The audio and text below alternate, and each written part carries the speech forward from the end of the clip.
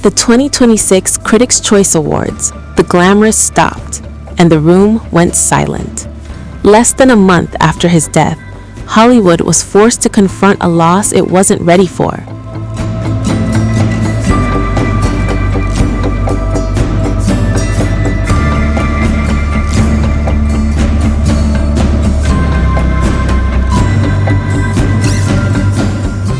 Rob Reiner, the man many called the nicest guy in the business, was gone. And for a rare moment, the industry that never slows down paused.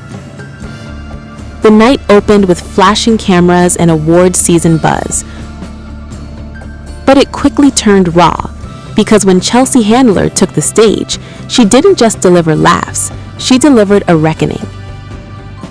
Handler closed her monologue by pulling the spotlight away from trophies, premieres, and power, and placing it squarely on remembrance.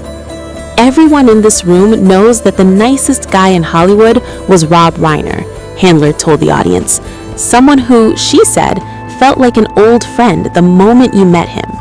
Handler shared a personal memory, a text exchange from a dinner just months earlier. After thanking Reiner for the evening, she received a reply that captured his spirit perfectly. "We had so much fun with you last night," Reiner wrote. "Thanks for explaining so much about plastic surgery. It was very edifying."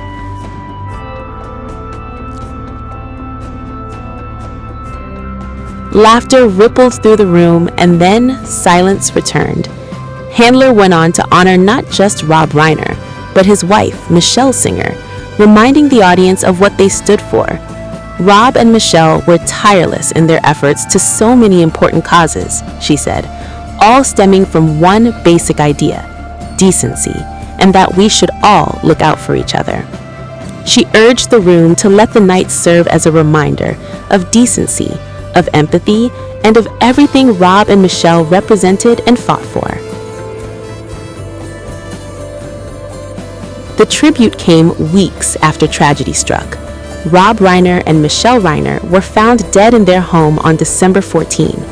As Hollywood mourned, tributes poured in from collaborators, friends, and admirers, honoring Reiner's legacy as both a filmmaker and a human being. But the story took a darker turn when U.S. President Donald Trump weighed in on the deaths via Truth Social. Trump alleged that Reiner's death was due to the anger he caused others because of his outspoken anti-Trump views.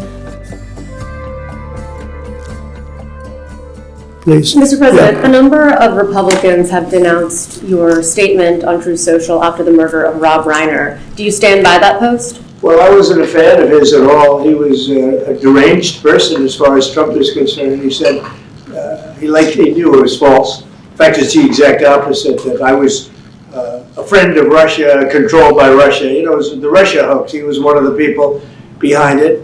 I think he hurt himself in career-wise. He became like a deranged person, Trump derangement syndrome. So I was not a fan of Rob Reiner at all, in any way, shape, or form. I thought he was very bad for our country. Yeah. The reaction from Hollywood was swift and furious. Industry figures condemned the remarks as cruel, insensitive, and inappropriate, especially in the wake of such loss. On a recent episode of his podcast featuring comedian Shane Gillis, Rogan reacted sharply to Trump's repeated attacks on Reiner after the director's death. Sean Astin, president of SAG-AFTRA, also reacted publicly following the deaths of Rob Reiner and his wife, Michelle. Certain things happen, you know, 9/11, the Space Shuttle Challenger, the death of Kennedy, the assassination. Certain things all of a sudden make the world feel tighter together. And I think Rob Reiner's passing did that in this community. It woke people up. It reminded them of our fragility and reminded them of our relationship to something that is unique. You know, his movies, genre-defining movies, lots of genres, lots of defining. You know, he brought us together. I don't think that's overstatement. You know, I think so. You know, we mourn as a community. As these deeply personal moments come to light, official details about the killings are becoming increasingly restricted. Earlier this month, the Los Angeles County Medical Examiner's Office confirmed that Rob and Michelle Reiner died from multiple sharp force injuries, but access to further information has now been cut off.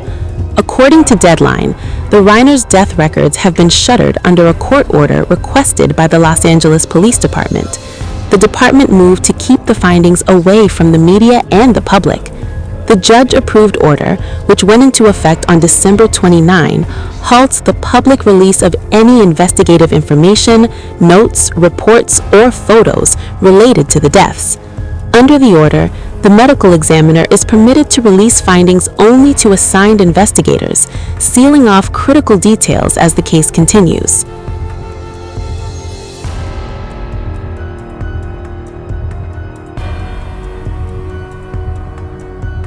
Within hours, their 32-year-old son, Nick Reiner, was arrested. Prosecutors allege Nick killed both of his parents. Nick Reiner has been charged with 2 counts of first-degree murder, including a special circumstance allegation.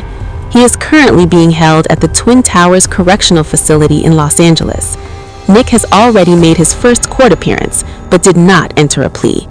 At the request of his attorney, his arraignment was postponed until January 7th.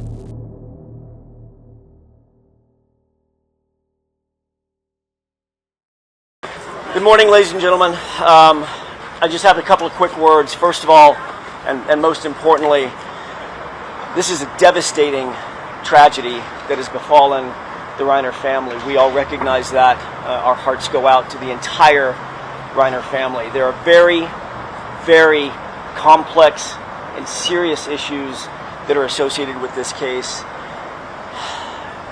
Those need to be thoroughly, but very carefully dealt with and examined and looked at and analyzed.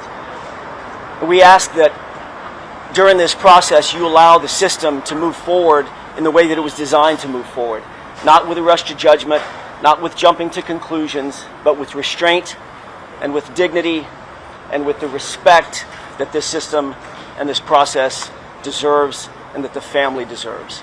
So with that, we are set for January 7th for an arraignment. That's the next court date, and that's all I have to say at this point. There may be more at some other point, but today we're going to rest on where we stand procedurally, which is this was a continuance of arraignment. Nothing happened today substantively. We'll be back for an arraignment in the same department on the 7th of January. We'll see you then. Happy New Year.